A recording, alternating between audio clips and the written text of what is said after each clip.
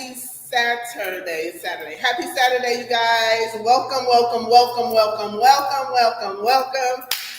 So as you all know, I am ending year 2 with Let's Be Clear and super excited. Not excited that I'm ending it, but I'm excited that I've been doing this thing for 2 years, like strong. I haven't fell off, and I'm gonna pat myself on the back. Usually I try not to toot my own horn, but beat me. Because it takes a lot of work and discipline to continue something every other week. And so I've been doing that, aside from the small breaks that I've taken, I've been doing it. And I won't lie, there's been times where I wanted to give up, I wanted to quit, I wanted to stop. But because I've committed to the commitment, I'm still here. So if you don't know who I am, let me reintroduce myself. I'm playing. My name is Tamara Johnson. I am the creator of this platform, this talk show, Let's Be Clear. And I started 2 years ago. It's so funny. Ironic part about this is this young lady sitting next to me has been rolling with me since day one. And when I originally started, the mission was really all about healthy marriages, not just relationships, but marriages. I wanted to talk to couples who were married, who had gone through things, the ups, the downs, but were willing to show and share that, you know what, if you do the work, it can work. And so we ran that for about a good year, and then God gave me something different. He gave me a different vehicle to drive, and so I got in, and he said, you're going to talk to the singles. You're going to talk about being divorced, and you're going to talk about the ups and downs, the good, the bad, right? Because at the end of the day, the goal, the vision, and the mission is still the same on the other side. Because before you can have a healthy relationship, a healthy marriage, you must first be a healthy individual. And so he had me reverse and go back to being one before the two becomes one. And that's pretty much where I'm at right now. And so, as I said, Michelle, this is I say co-host, but she a host. Michelle Harris Collins, she started with me day one, and she asked questions like, why do you want to do this? And are you sure you want to do this? And what is your demographic? Like, who are you talking to, right? And as that has shifted a bit, it's still the same. And so she did that with me, and then the wrap of the first year, I brought her back to help me do what we're doing today. And now year 2, she's back again. And I am so grateful to have women, friends in my life that believe in my mission and my vision and are as dedicated to what I believe in as I am. And so I'm going to introduce, bring her and let her speak for herself. But this is Miss Michelle, Mrs. Pastor, wow, author, she went there. All those things. I did. But this is my girl. I'm just going to keep it real. This is that type of discussion today where we're kind of removing titles. It's us, it's the girls. Y'all see we chill, we got on our denim, we kind of, we relaxing, we're good. But Michelle, let the folks know who you are. I mean, you can give them your titles too. Let them know who you are and a little bit about, what you have going on. First of all, I'm so proud of you. Thank you. I'm proud of you because you celebrate yourself. You take time to celebrate yourself.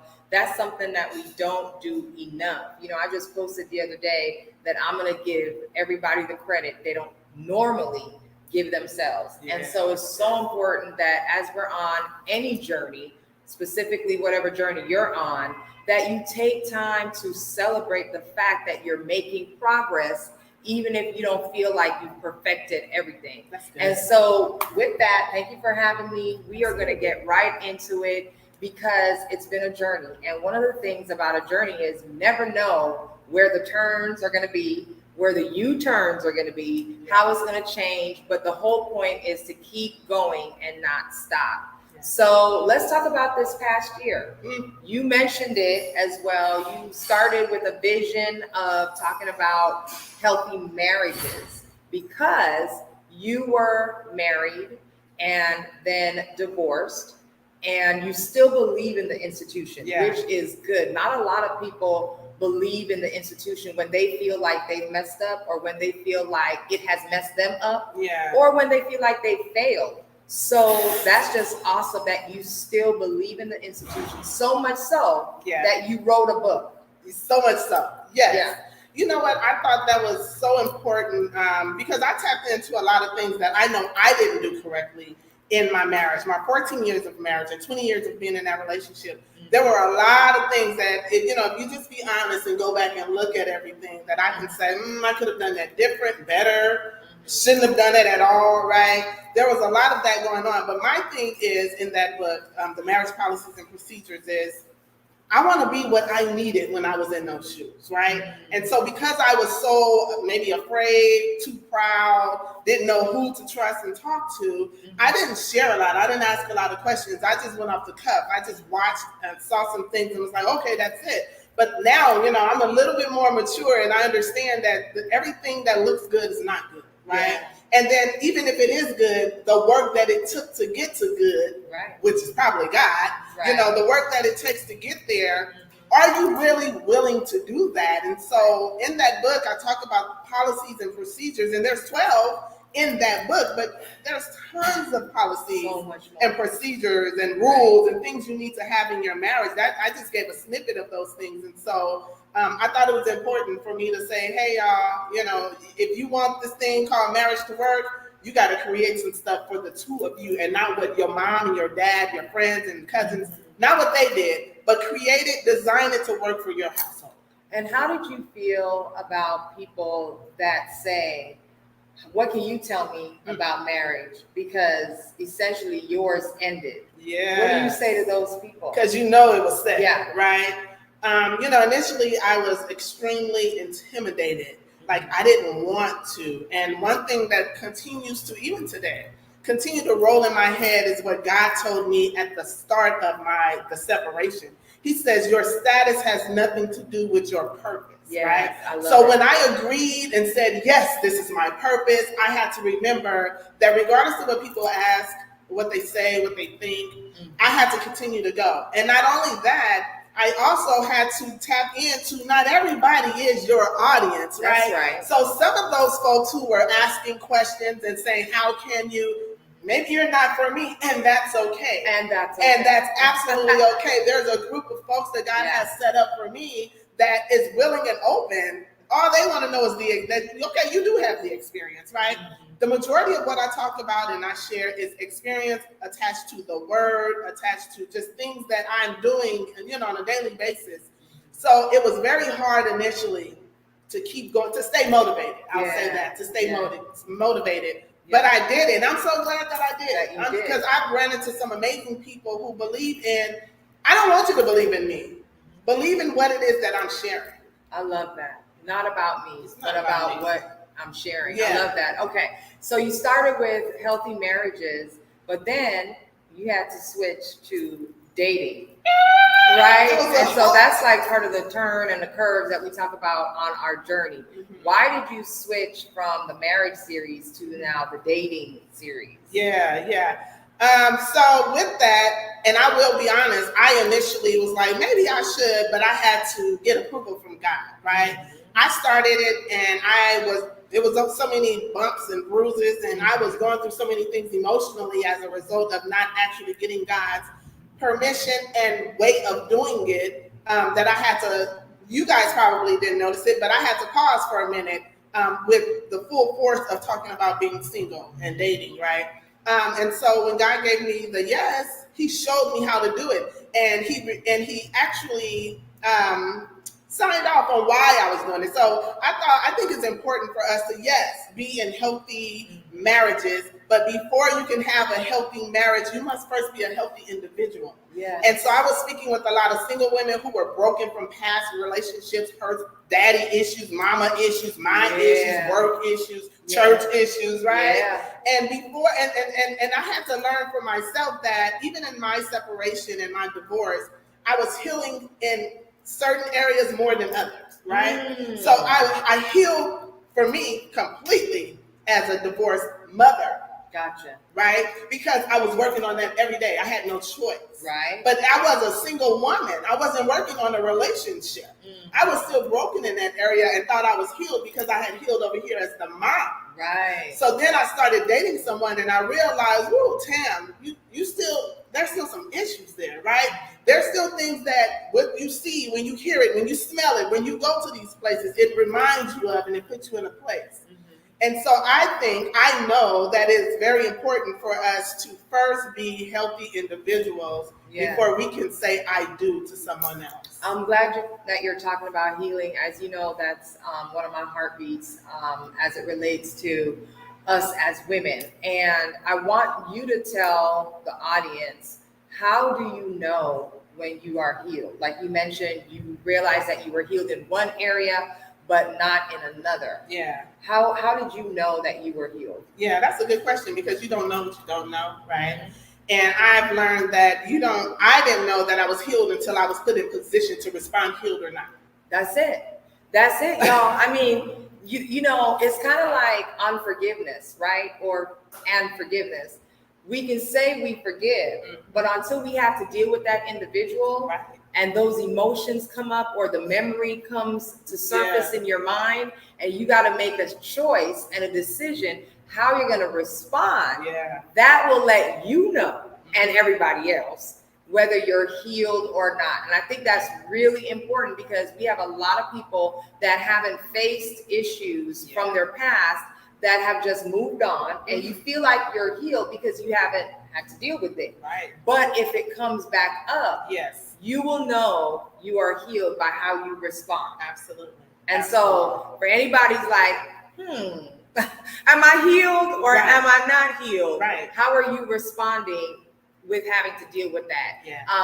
You know, what kind of emotions are coming up? Are you like angry? Are you like ready to go off? Does it still hurt your heart? Do you feel the tears, all of that, even though I believe that tears are a form of healing? So cry. Absolutely. But I love that we made that clear for somebody who might be wondering, am I healed or not? And it's okay to not be healed. It's fine. Because it's a journey as well. Wholeness, I always say, is not a destination. Wholeness is a journey. So what did you learn new during the dating series? Anything new that stood out to you? Yeah, I don't know if I would call it new, but I think I was woke. I think I was aware, right? That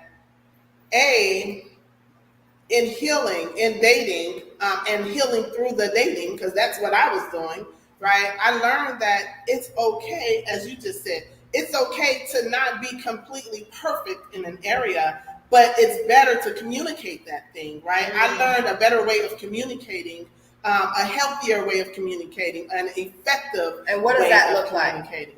It looks like being okay. It looks like accepting your location. That's good. And how do you share that with who you're dating? Because, you know, we go to the other spectrum where it's like first date and you pull out your paper, okay, all about me, and you doing like 1 to 1,000, and dude is like, I'm ready to go. If he's even still sitting there, he might have got up and been like, I'll catch you later. So how do we balance the oversharing with the embracing? So you definitely have to be okay with knowing that there is a chance that when you share this thing, it's too much for that individual, or they just don't want to deal with it, right? Yeah. So having confidence in oneself, it has nothing to do with the other individual. Like, you have to be okay with knowing that I can no longer live under a rock that says I can't share my truth, right? Yeah. So I had to get to a point where, okay, in this sharing, he may not be with it, but guess what? The person for me, they have the oil to help me through that. That's right. I'm going to take ownership of it. Don't get me wrong. That's key. But the right person, and here's the thing. When I say the right person, it doesn't mean this is the right person for till death do us part.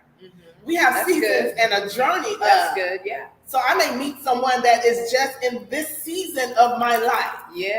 Has to be available for me to pour into him what my brokenness is. And there's something that maybe he has experienced or something that he is going to say that is going to help me kind of digest that a little bit more. So be confident in who you are. Know that you're sharing, and there is a such thing as oversharing. Right? Know that your sharing comes with there's a risk that you're taking. This is so good. This is so good because I was just thinking the other day about people need to know that you have permission to be total you, meaning that I can be strong in some areas and be working on other areas and I'm still good with me. Like I don't have to have everything perfect to be me. It's just like being okay with that, being okay with people seeing you broken in one area but strong in the other. It's still me. Right. It's still me. Yes. It's all of me, because I think the lie is pretending that I'm not broken. Yeah. But when I'm showing you that, you know what? Respect that. Yeah, I have some vulnerable parts and I have some things that I've definitely worked through and I'm better and I've grown, but it's just all of me. And being able to have somebody accept that is so key. That is so key. My pastor, and I posted this the other day, I would meet with him often right after the divorce, and just like a spiritual check-in, like, you good? Yeah. You know, and I'd begin to talk and I'd say, but not like that, you know, but I'm talking about myself, you know, because I know that I'm better in this area, not like that, right? So one particular day, he counted each time I said it. And then he said, you said that 37 times. Wow. And he asked me, who are you around that's not giving you permission to just be all of you? He was like, no, like that. Stop saying not like that. He's like, no, like that. Like that. Who's giving you permission to, or who's not allowing you to be all of you? Yeah. Anybody that loves you will recognize that you're still working on you, because 9 times out of 10, they're working on some aspect of their lives as well. Yeah. And so we come together because we're growing together, not because we're perfect together. Okay. Because there's no such thing. We may be compatible together, but we're not going to be perfect together, because for sure there's going to be things that I'm working on, and for sure things that you need to be working on as well. So now that we thrown all the perfection out the door, you know, it's just important that we learn to embrace all of who we are. Now, this is why we become uncomfortable, or when oversharing goes wrong. Oversharing can go wrong when you're not comfortable with what you're sharing. Like you're sharing it like in fear of the reaction of the other person or the response of the other person. But when you're good with you, you can pretty much like, read my life, boo. Right. It is what it is, right?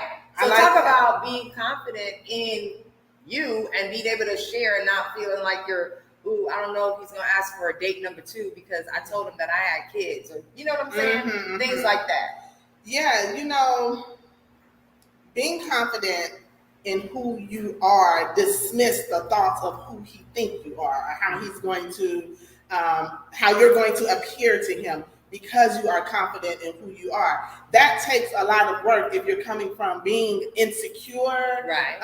And so, for example, as being a divorcee, you know, I felt like I look in the mirror and I say to myself, what was it about me? Right. What did I do wrong? You know, was I not pretty enough? Yeah. You know, because mine was, you know, infidelity. So, of course, it's like, well, what does she have that I didn't, right? And you begin to question yourself. And if you aren't open to talk to someone about that, where they can pour into you and say, it wasn't you, right? Yeah. That's something, it becomes your truth, right? So now stepping into a relationship or stepping into a friendship, dating someone, now you begin to wonder if he's looking at, and you know, we all have our own flaws that we'll, you know, consider, right? So for me, one thing, I have alopecia, right? So now I'm looking at hair. Like, who does that, right? Which is real nice.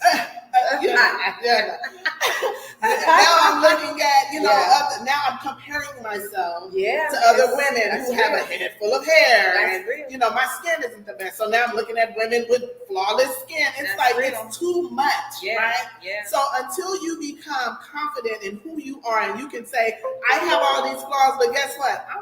I'm still fine. Yeah. Right? That's how I feel about myself. Yeah. I am very confident with all my flaws. Yes. And I'm grateful that God has created things that help me not cover it up, because I'm not covering it up. Enhance some things that I'm just not too comfortable with being on the free and open, right? So if I share that with a man, initially when I would share that with a man, I knew that he was going to be like, oh yeah, because now he's going to start paying attention to everything. Right. But when you're with someone that's mature enough to receive those things, he's like, okay. Mm-hmm. Because matter, in right? here, That's what he cares. Right now, I need to show you who my inner is. That's right. Because that's that is going to outshine the everything.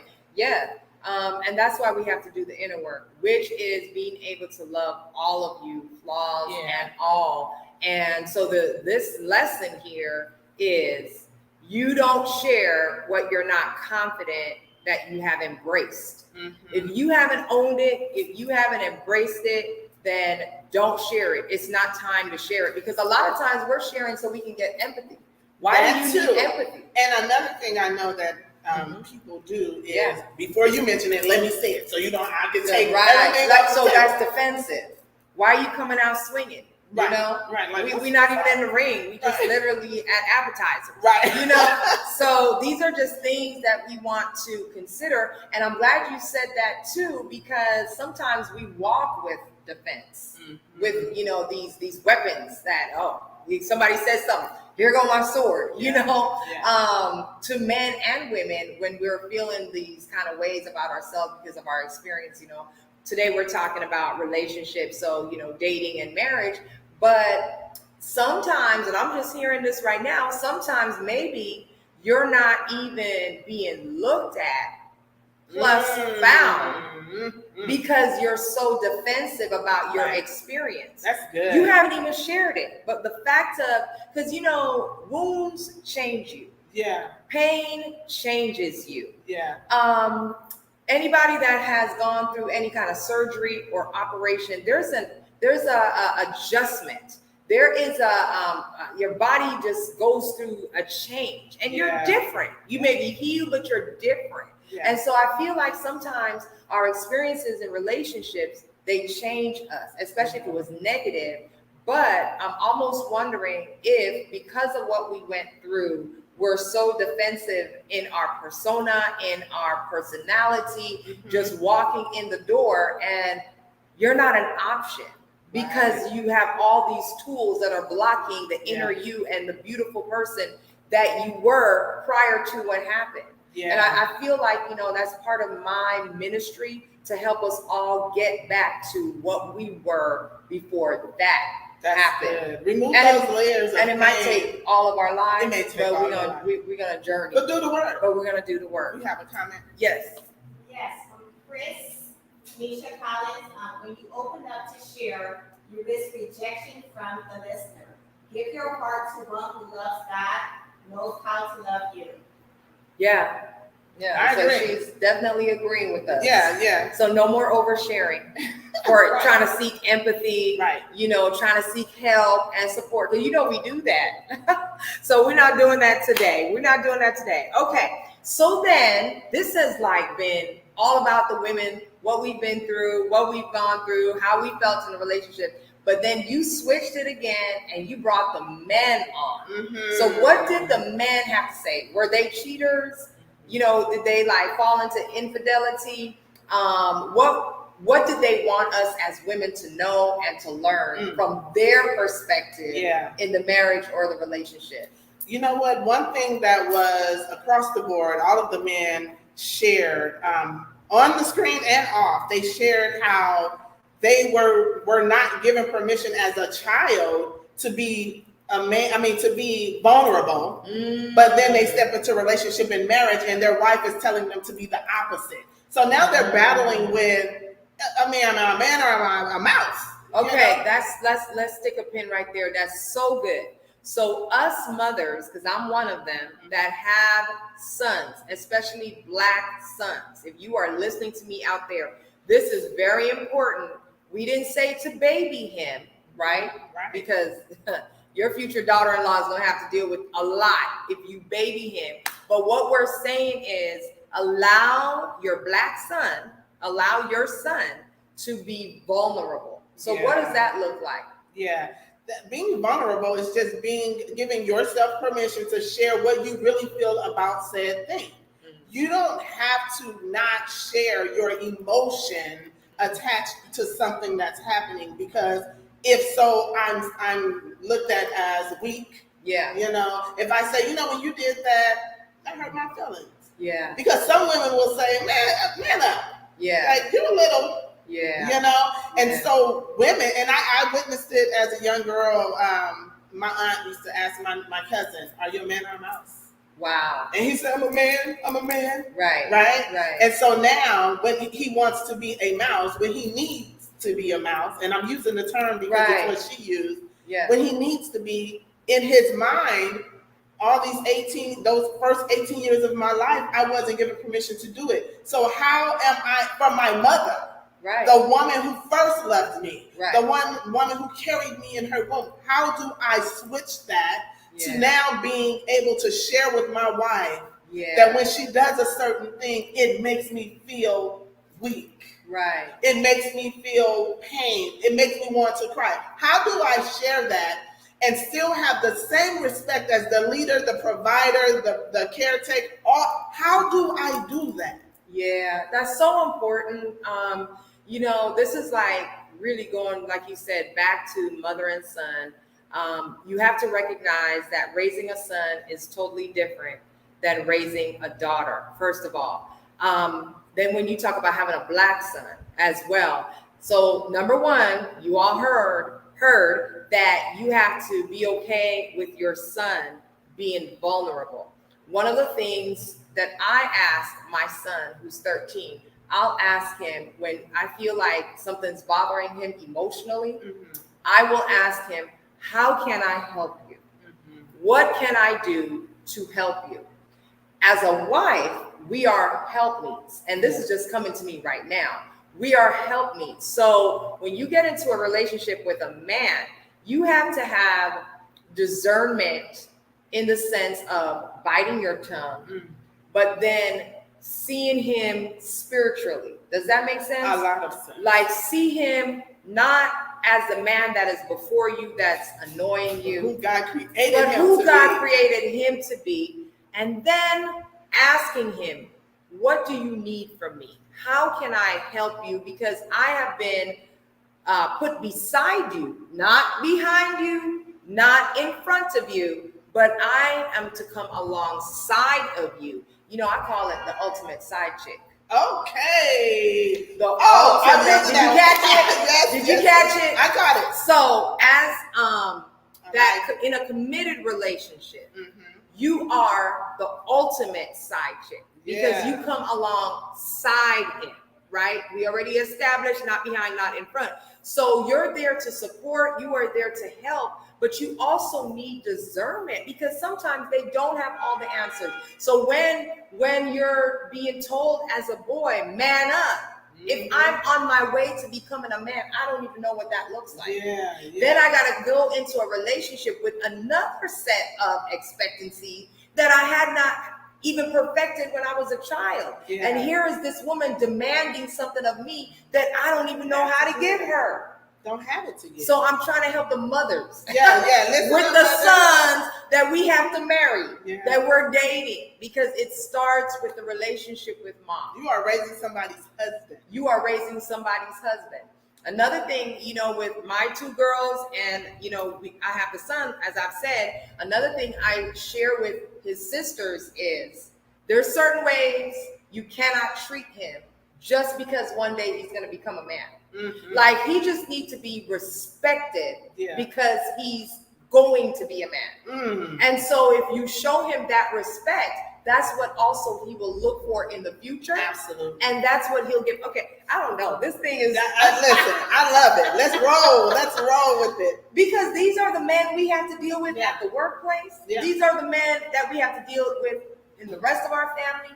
And it really starts at home. It starts with mom. Absolutely. And I'm hearing some of you say, well, I'm a single mom. There's no dad in the house. There's no father figure. And so these are things that you have to seek out, or you have to present and be what you need to be for that son, for that child. But let's be clear, and pun intended. Let's be clear. You cannot be a father. You cannot be a father. So one thing that just really, makes my skin crawl sometimes, every Father's Day, there's a roll of women that are saying that they are the father. Thank you for being the mom and the dad. You cannot. Oh, we have a comment over here. Wait, so what does that mean? Does that mean you're saying on Father's Day, you say I'm the father? You do. I would love to hear. Okay, but same concept. Same concept. You cannot be the father because the father shows something to a daughter. I know. Right. So my thing is, are you overcompensating in your communication and in that conversation? Are you trying to say, I know there's a hole here based on how society has set it up. It should be mom, dad together, even if they're not in the house, but working together to raise the child. And because there's one missing, do you feel like you're overcompensating? Like, okay, just so you know, you didn't miss anything because mom was here for you. Is that what's going on? Like, I'd really love to kind of get that perspective. I don't think I'm overcompensating, but I just feel like I'm doing everything. I've raised a kid, you know, and I have to be, I've sacrificed some things for my kid because I couldn't be at work and take my child to a lesson or, you know, but I don't think that I can't be the father. I have a daughter. Yeah. So I feel like for a daughter, that's your first love. Your father was your first love. So I can't show him that. I can't give her that. So now I'm like, I'm so sorry. I wasn't able to do that for you. Mm-hmm. But I don't find myself overcompensating. I'm just like, how can I apologize that I didn't give you something that was there for you in a way that I know as a Black woman you need?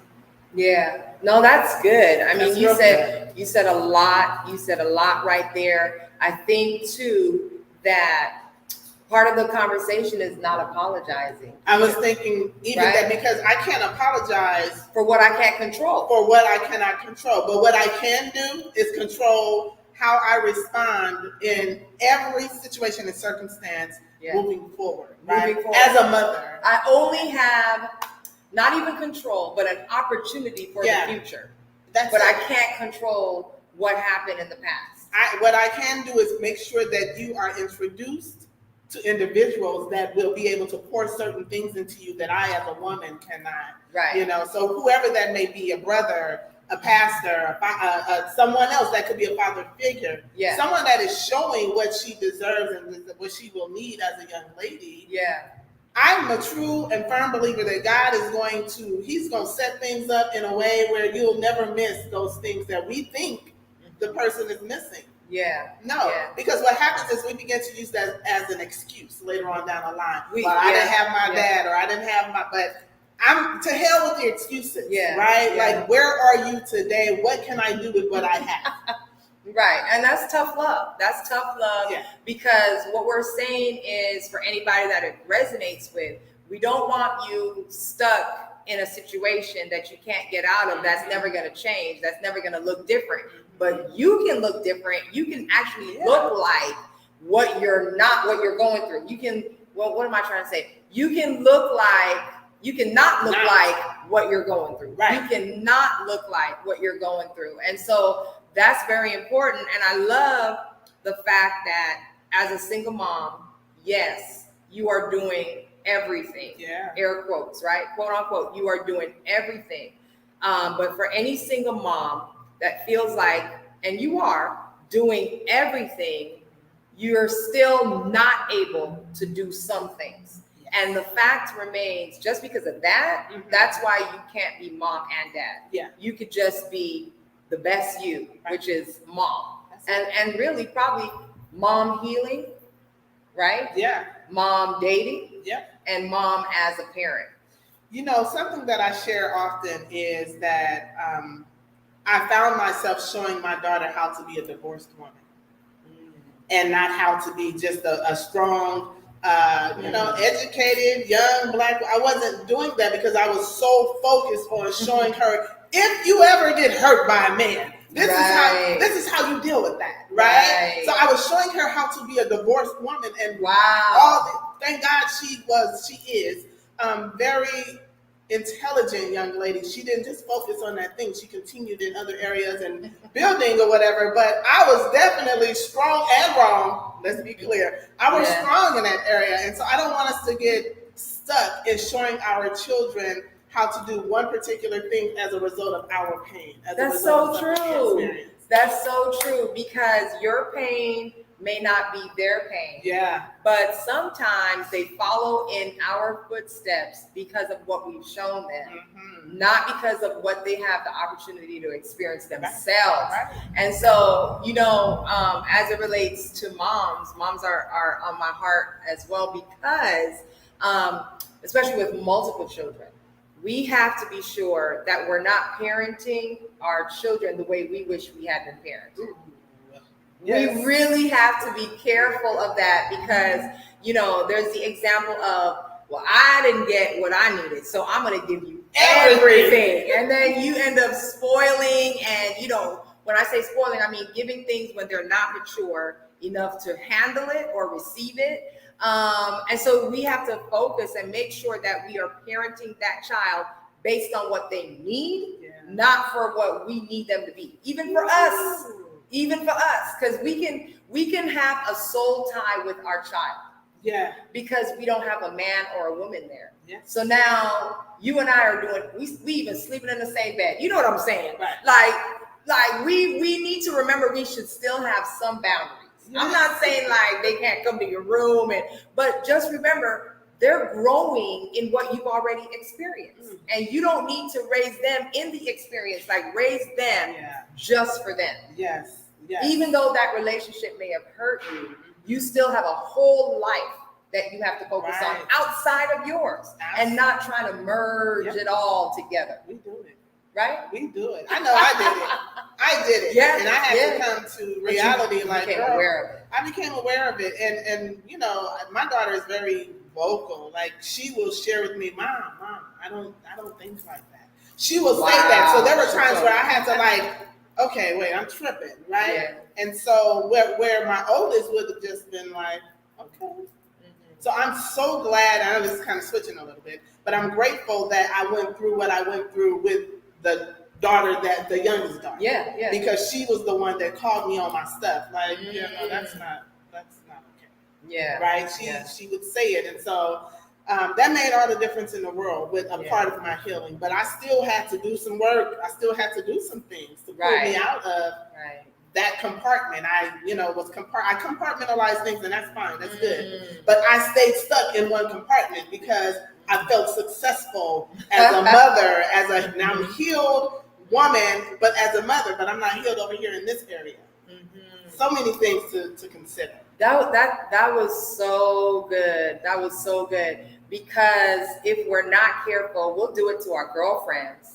We'll certainly do it to our child. Like, come alongside of me as I experience this pain. And I'm telling you everything about the pain and how it is and what I had to do and all of that. And it's kind of like, it may not be something they can handle.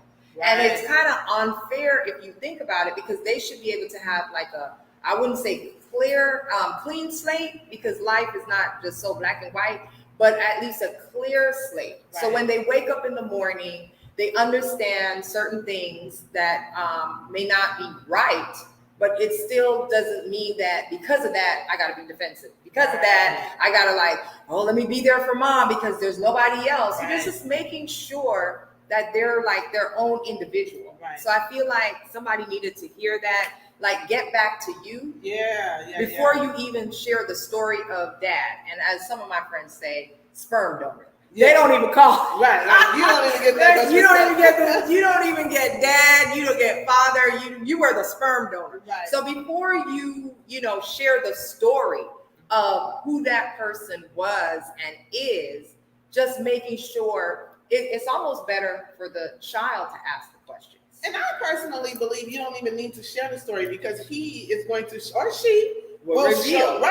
Will reveal with just their actions, right? So I never talk bad about my ex-husband, ever. My daughter never heard me say, unless she was ear hustling, I was talking to a lot of my girlfriends, but other than that, I've never said anything bad about my ex-husband, ever, because who he is, who he was as a husband was something completely different than who he is as a father. Interesting. Amazing father. Yeah. So I have nothing but good things to talk about in that area. Yeah, I mean, Right. there's some stuff. You know? Right. But for the most part, as a husband, two different, like I say the same with my dad, rest in peace. Mm-hmm. I would have never married my dad. Mhm. Like, no. Mhm. But as a father, He was a great father. always. Yeah. So being able to separate is so Mhm. important. Yeah. But what about when he was a horrible husband Mhm. and he's a horrible dad? He was just a horrible person. You just horrible. Like, what do you do? What do you do with that? Okay, so it's all in your response, right? It's not about lying, but it's also about kind of, taking the high road in conversation. Yes. Like, dad didn't come pick me up again. You got to make a decision in that Yeah. moment. You going down with it, like, you know how he is. Right. Or are you, don't worry about it. Right. We're going to do something else today. That's the best road. Just something, just kind of take the high. And then when you step away from that, if you want, you do all of you, Right. but just being careful and mindful of their little young, because they don't even mature till what, 23, 24, Mhm. their brains Go up some more. go up some more, right?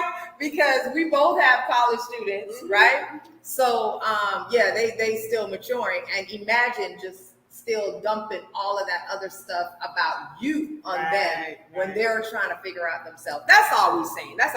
All right, so we're gonna move on to pain or purpose. What was that series about? Oh God. So that one was that was a one-time interview that someone sat with me and she talked to me Yeah. about the pain and purpose. And what I shared on the show was more about me understanding that although I went through all of this pain, on this side now I can say I know there was purpose in it, right?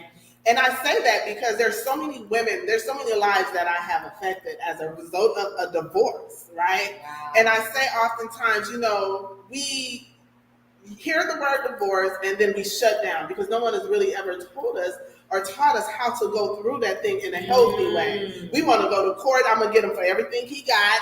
We want to hurt or her, him or her. Yeah. We want to hurt the individual that caused us to be in this place. And while again, in the beginning, I was like, oh my God, not me. Like, God, I'm talking to your people or people in general about healthy relationship and marriage. Why am I going through this? What did I do? So it was still about what did I, right? Gotcha. And I had to understand that pain was going to go, that'll be over, right? But your purpose will last forever. Come on, say that again. Yeah, your pain will go away. Temporary. Momentarily, yeah. But your purpose is eternal. It's eternal. Put that in the comments. Listen, Tweet tap. And once I was okay with that again, with God saying, your purpose has nothing to do with your status. Your status has nothing to do with your purpose. Now, this couch we're sitting on, it was designed for us to sit on it. And rather, I would never drive this couch. I wouldn't drive it. I wouldn't even try. And whether we sit on this couch or not, it still has a purpose, right? Yeah. So whether you take your purpose to the grave or not, you still have a purpose, right? Yeah. And so I had to be okay with, and which I wasn't the entire time. I had to understand. I'll say that because I wasn't okay with the pain. I had to understand that God had something in the pain that was related to my purpose, right? And so every woman that I meet that is saying, Tam, thank you, or every time I see someone reading my book, or every time I see someone liking a post, the smallest things I say, it was for a time such as this. Come on now. So us sitting on this couch, it was for a time such as this. Had I not gone through a divorce, I would have never had this show. Absolutely. Would be no reason, right? Absolutely. So I would have missed the purpose because I was too busy doing the things that I want to do. So with saying yes, God, every single day, because it's a daily yes. Right. There's mornings I get up and I say, no, I don't want to. Right. And then I begin to remember purpose. Right. Forget the pain. You're going to feel the pain, but I got you in that. Yeah, yeah. But I also got you in your purpose. Mhm. So I need you to trust me. So Yeah. that's what that show, that particular series was about. It was about knowing that there are going to be some painful things that you go through. You have to go. There's no way around it. Right. But it's probably attached to your purpose. Right. I understand about me. The only way that I can teach something, and I tell God all the time, Lord, you could have just told me that. I would have done it. I didn't have to like experience it. He's like, no, daughter. Uh-huh. You had to experience it. Yeah. A lot of times the pain that we have to experience is only so that for me, only so that I can teach it. Right. Right. Right. So with my dating, with divorce, with breaking up with people, with the friendships, all of that is related to my purpose.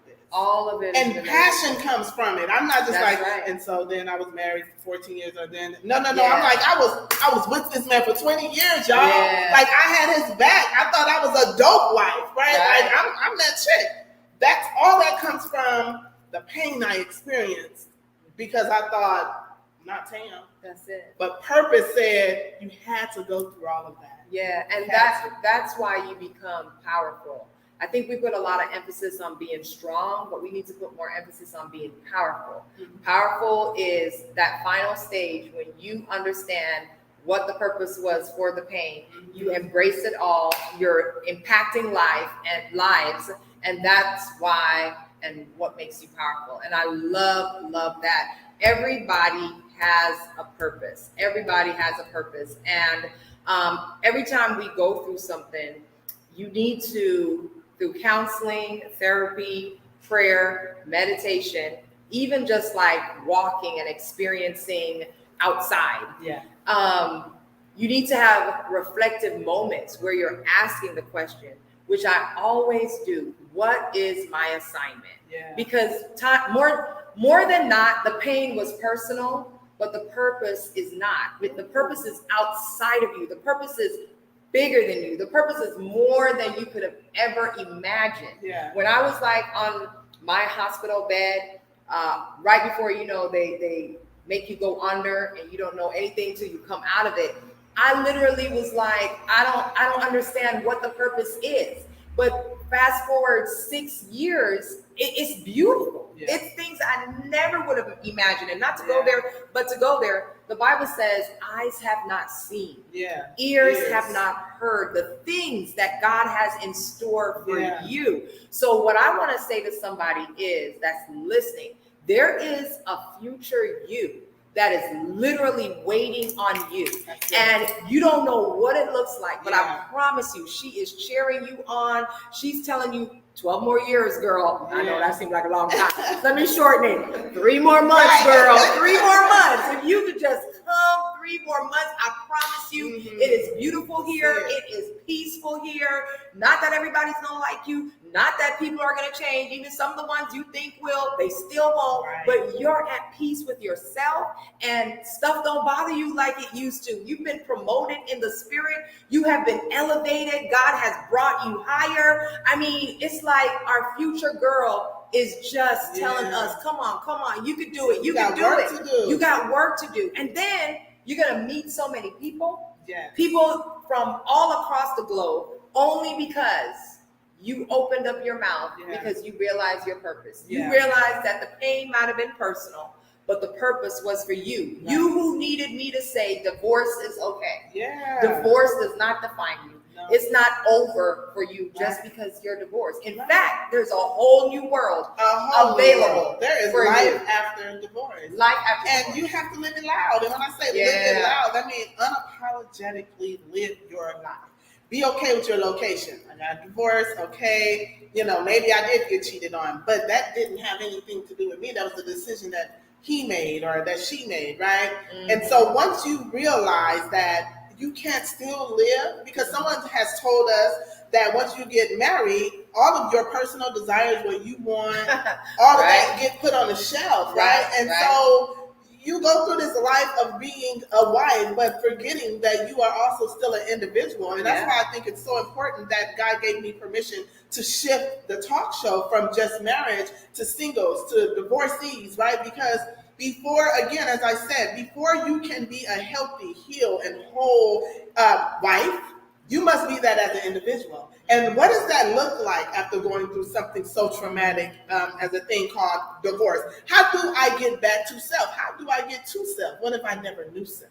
Mhm. Right? So if I've never known who I am, there's going to take a lot of work. But guess what? There's so many people that God has put in your space. Like everything you need is in you, right at your fingertips. And I like to say, I'm right at your fingertips, girl. I'm just here to cheer you on. I'm just here to remind you of who God created you to be. I'm just here to speak to what I don't see, right? I see a broken woman sitting in front of me. I see a woman who is shattered as a result of what she's experienced. But I also see what the word said about you. So let me speak to her. Let me tap into that thing so I can wake some stuff up. Because the enemy wants to smother us with what the world has said we should be, how we should be it, how we need to walk it. But he's a lie. And so God has given, with all power that God has given me, I'm here, sis, to pull you up out of this thing and say, come on, there's life after divorce. Life after divorce. Mm-hmm. I love how you're talking about location because I'm working on a next book, right? Next book. And it's talking about location. And the question is really, where are you? Because that thing could have ended a decade ago, but you're still there. And it's been 10 years and you don't even realize that you are 10 years behind in life, emotionally.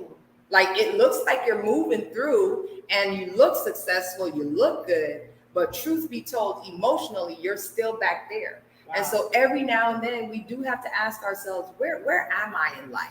Am I like where my last pain happened? Or have I kept it moving in a healthy way? So it's so important to take stock. Everything that we're talking to you about is what doing the work looks like. And not just, putting a Band-Aid over it and keeping it moving. We want you to keep it moving, but we want you to be healthy while doing it. So next thing we're talking about is the vow series. Because people love the marriage, but they forget the vows, right? They forget them vows. They don't even talk about those vows, right? I think it's so important for those who, before even saying I do, right, you sit with someone, trusted person that's able to help you like really go through what those vows are and what they look like.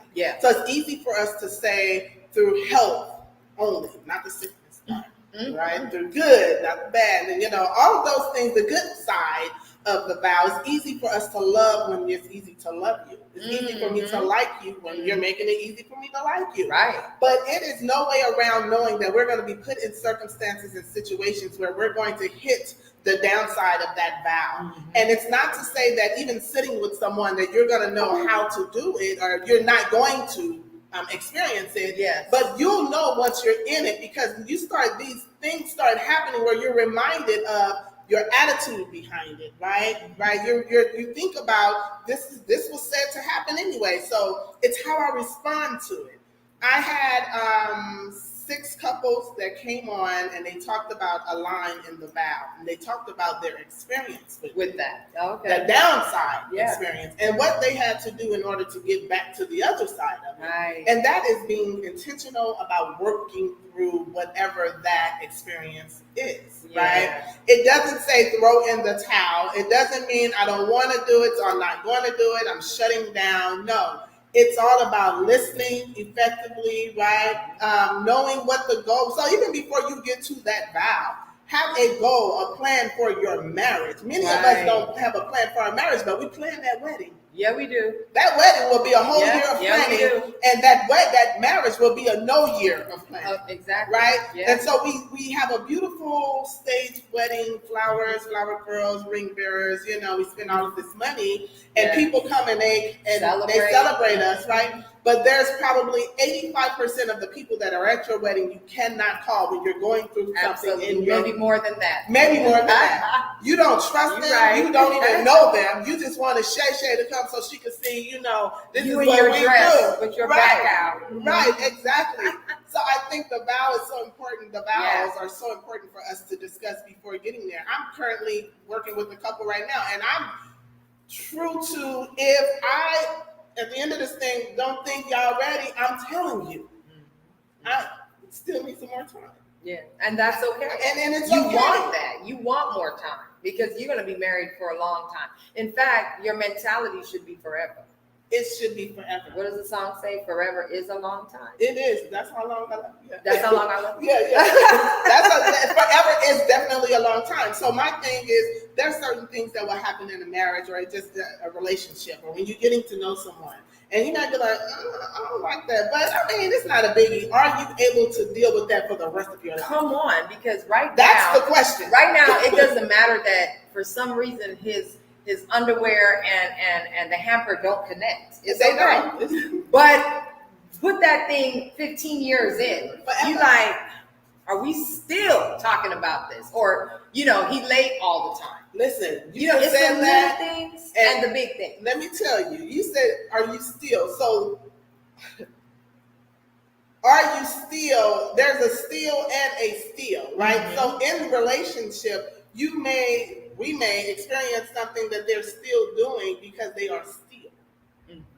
I'm still doing something because I'm still. I'm not That's even it. connected. Yeah, I'm yeah, you're right. How do you work through that? That's How do you right. work through? He's still doing that, but it's because he's still. Right. You guys aren't doing the work to get past the still, Yes. right? The part of being stuck, the part of not wanting to do the work anymore. All of that should be talked about in the premarital stages. Absolutely. And if you think you got inner work, trust and believe he has.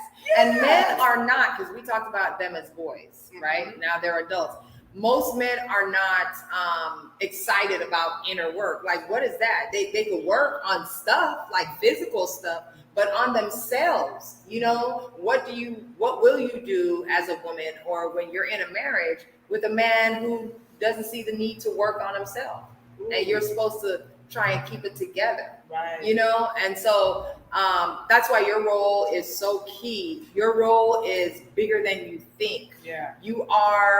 This is where you use the tool of influence. Yes. We are influencers. You know, when I used to have my nonprofit for girls, I used to try and really tell them, as well as my daughters, how powerful you are as a woman. I know that society makes a big deal and they put the man above the woman, and we see it in the workplace to everything, right?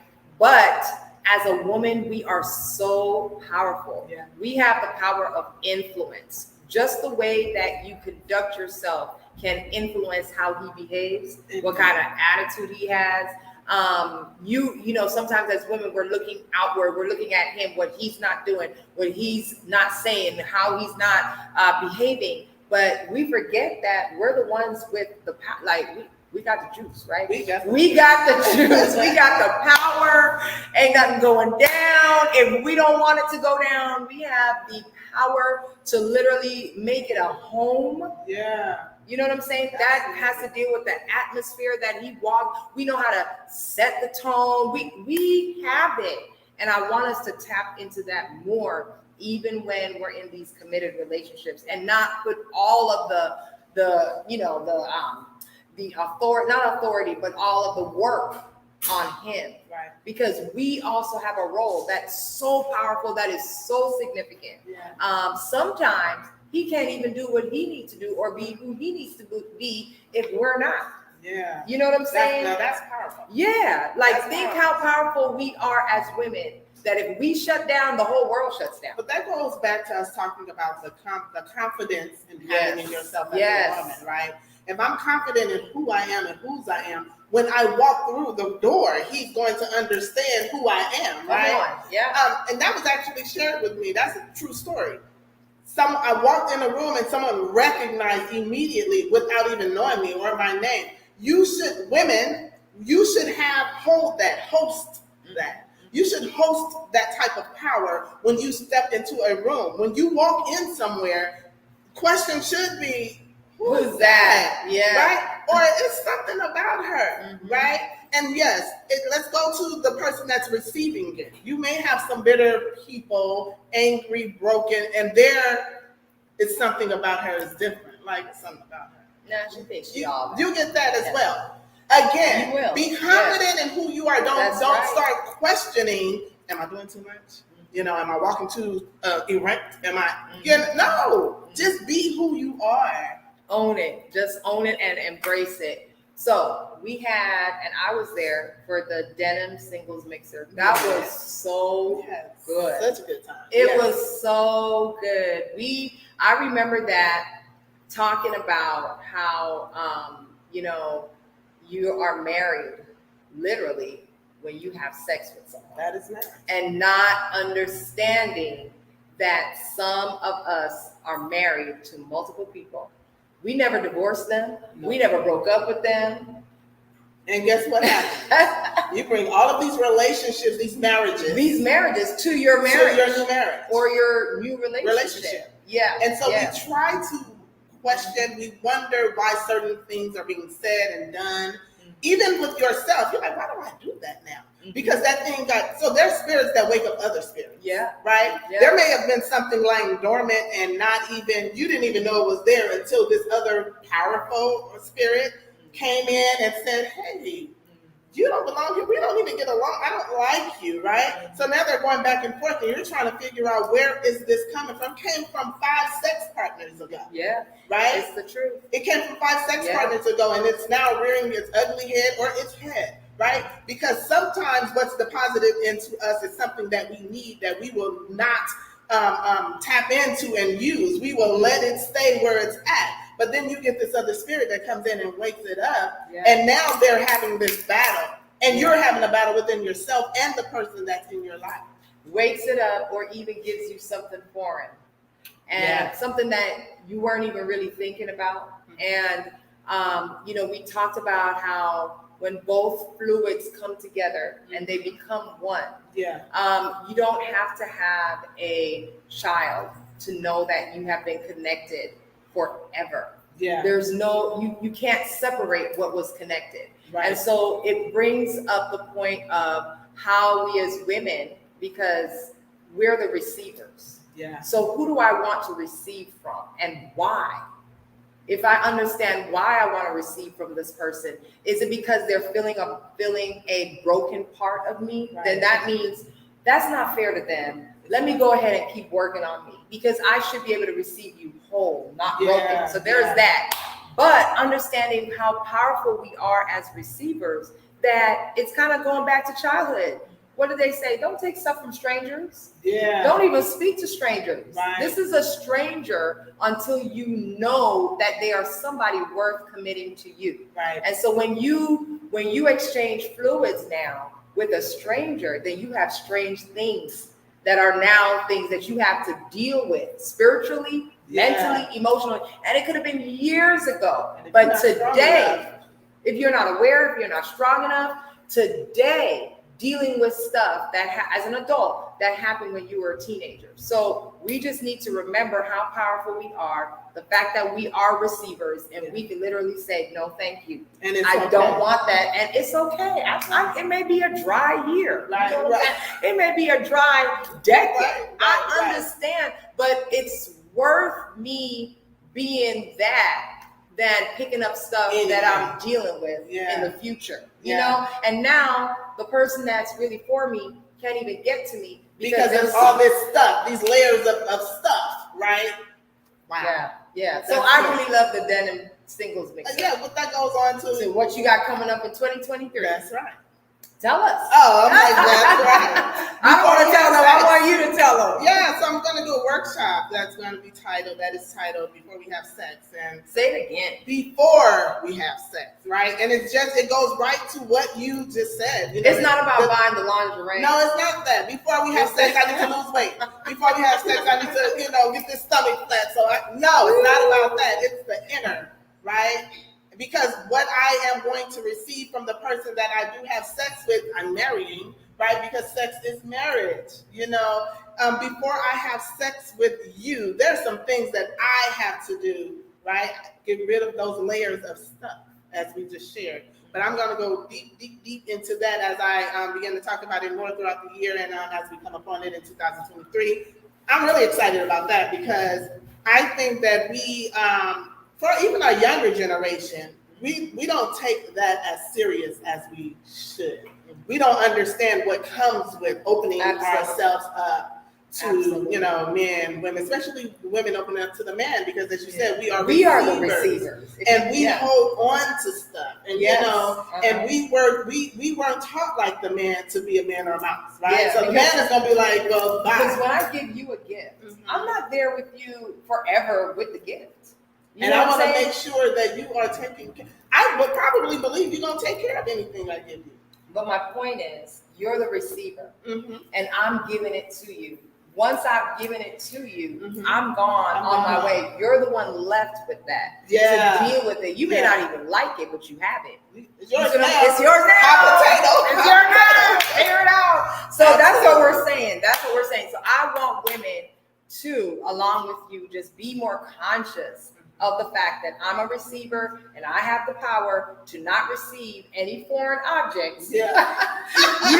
They may even be familiar, but Yeah. are you worthy of me receiving from you? That's good. Are you worthy of me receiving from you? Because truth be told, I don't even know you that well. And it goes all the way back to you knowing who you are. I know who I if am. I know who I am, and Right. I'm confident that Yes. I'm not going to receive from Just from anybody anybody that's that's giving me a gift. I'm not Their that gift. It's not a desperate. gift. It can't be your birthday every day. I'm just saying. Like sometimes you just got to be good with you because you're still learning, you're still growing, and all that good stuff.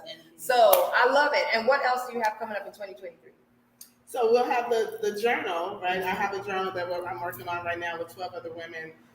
They are going to participate and be,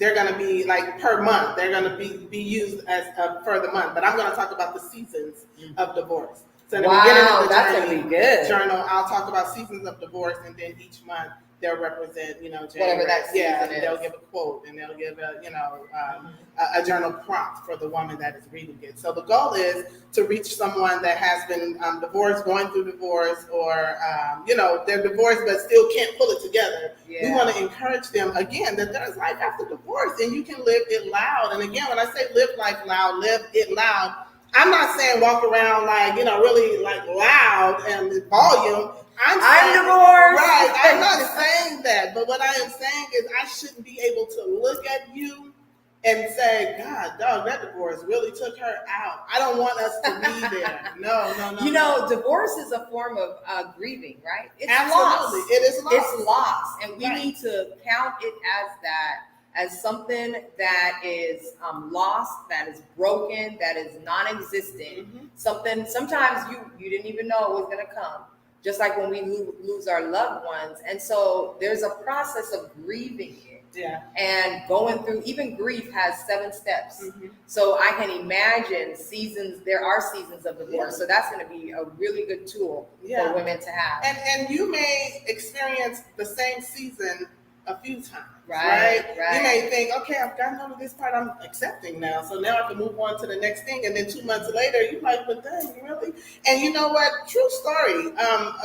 About a year ago, little under a year, my daughter and I went to Arizona. She did a tour at the school, the university. And in my head, I thought we were supposed to be doing this together. Me and my ex-husband. I remember the conversations we had about when she goes to college, and we're going to be empty nesters, and we're going to do this. And I remember those plans, and I got into a place. I was like, absolutely angry. I wanted to call him, and then God was like, daughter, you got this. you got it. You're okay. Yeah. Right? And I was able to just share with him, hey, this is what's going on. But on the inside, I was messed up. Yeah. Because expectations we were not met. to, like, oh my God. You know?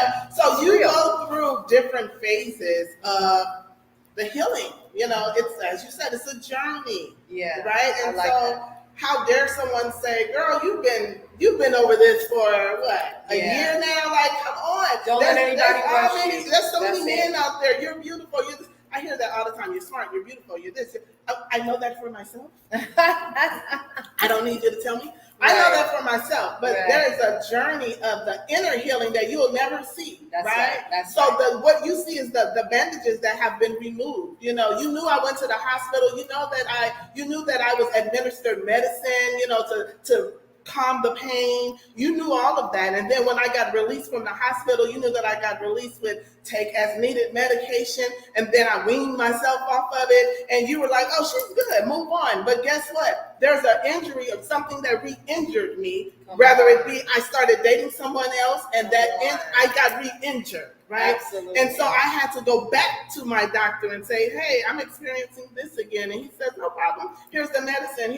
This is what you do. But don't wrap it up. Yeah, Let deal sunlight with it. get to it, right? Yeah. We don't do that as divorcees. We say, I'm good.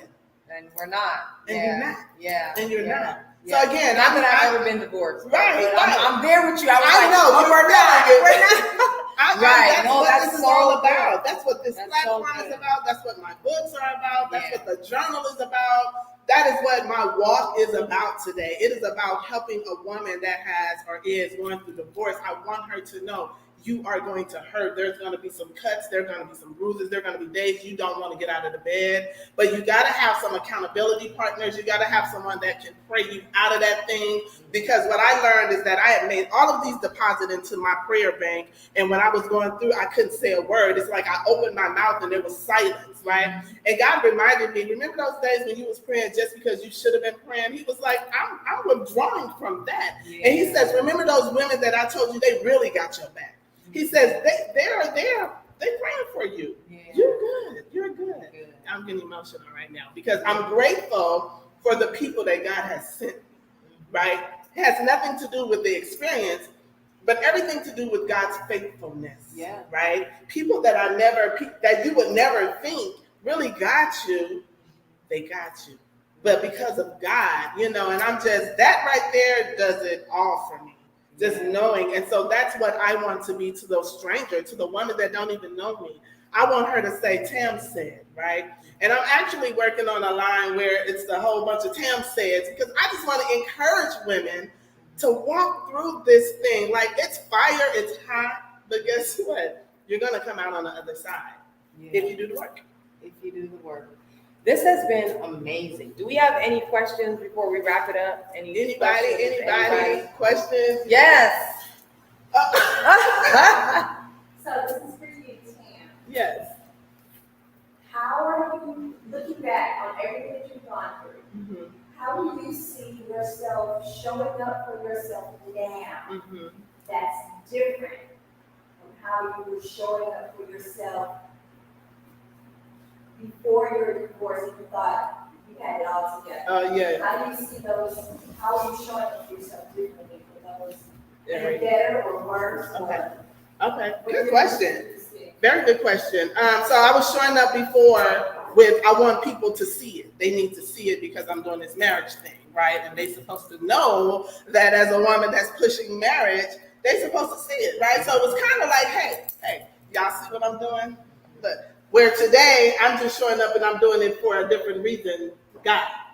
Like, I'm really doing this, whether one person show up or none, I'm still going to move forward with it. And I still have the same excitement and zeal behind it because my purpose, my reason for my purpose has changed. So while I was married, I knew my purpose. I knew what God was showing me. I saw the direction he was sending me in, but I was a little busy trying to get the attention of certain folks, right? And I can stand today and say that I don't care if you are the janitor. I don't care if you're a woman out on the street that's homeless. If I can pour into you with anything that I've experienced, I'm going to do that. So my reason for behind my purpose or pushing my purpose has changed completely. I love it. I love it. Do we have any questions from the audience? Anybody? Okay. Well, listen, this has been amazing. Tell people how to find you and follow you and all of that. Absolutely. So on all of your social media outlets, look, Make It Rise. Even on Facebook, you can go to my personal page, Tamara Johnson, but Make It Rise on Instagram, Facebook, YouTube. My website is tamarajohnson.net. And you can email me at makeitrise2015@gmail.com. Yeah, that's where you can find great. me. Well, congratulations Thank again you. on year 2. I can't Thank you. wait. There's a future Tam saying, come on, girl, It is. come on. And it's exciting. God bless. God bless you. God bless. Thanks, babe.